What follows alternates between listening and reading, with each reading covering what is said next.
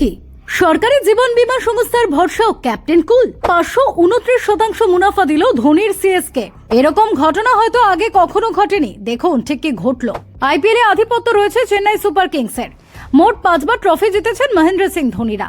মাঠে হলুদ জার্সি ঝড় তোলার সঙ্গে সঙ্গে বিপুল লাভ করছে সরকারি জীবন বীমা সংস্থা এলআইসি। তবে এর সুবিধা গ্রাহক থেকে লগ্নিকারীরা কতটা পাবেন তা অবশ্য স্পষ্ট নয়। বর্তমানে সিএসকেতে এলআইসির 6.04% অংশীদারিত্ব রয়েছে। 2019 সাল থেকে ক্রিকেট ফ্র্যাঞ্চাইজিটিতে করা বিনিয়োগ থেকে 529% রিটার্ন পেয়েছে দেশের অন্যতম জীবন বীমা সংস্থা। 2008 সালে সিএসকে ছিল ইন্ডিয়া সিমেন্টসের মালিকানাধীনে। সংশ্লিষ্ট সংস্থাটির 1.8 কোটি শেয়ার কিনে নেয় এলআইসি। ওই সময় প্রবল সমালোচনার মুখে পড়ে সরকারি জীবন বীমা সংস্থাটি এই সিদ্ধান্ত।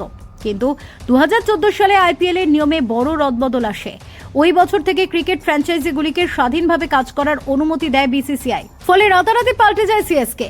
শুধু তাই নয়, ইন্ডিয়া সিমেন্টসের এলআইসির শেয়ার নবগঠিত সিএসকেতে চলে গিয়েছিল। এরপর থেকে জীবন বীমা সংস্থাটির লাভের অঙ্ক বাড়তে শুরু করে। বোম্বে এবং ন্যাশনাল স্টক এক্সচেঞ্জে অবশ্য সিএসকে তালিকাভুক্ত নয়, কিন্তু একটা সময় সংস্থাটির স্টকের মূল্য ছিল 31 টাকা। 2024 সালের মধ্যে এর শেয়ারের দাম আকাশ ছুঁয়ে ফেলে। 2022 সালে এটি 223 টাকায় পৌঁছে যায়।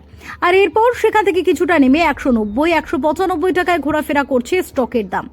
ব্রোকারেজ ফার্মগুলির দেওয়া তথ্য অনুযায়ী 2008 সাল থেকে চলতি বছর পর্যন্ত সিএসকেতে এলআইসির শেয়ারের দাম প্রায় 6 গুণ বৃদ্ধি পেয়েছে। ফলে সরকারি জীবন বীমা সংস্থাটি এখান থেকে মুনাফা করেছে 1000 কোটি টাকা। আগামী দিনে সেটা আরো বৃদ্ধি পাওয়ার সম্ভাবনাই রয়েছে।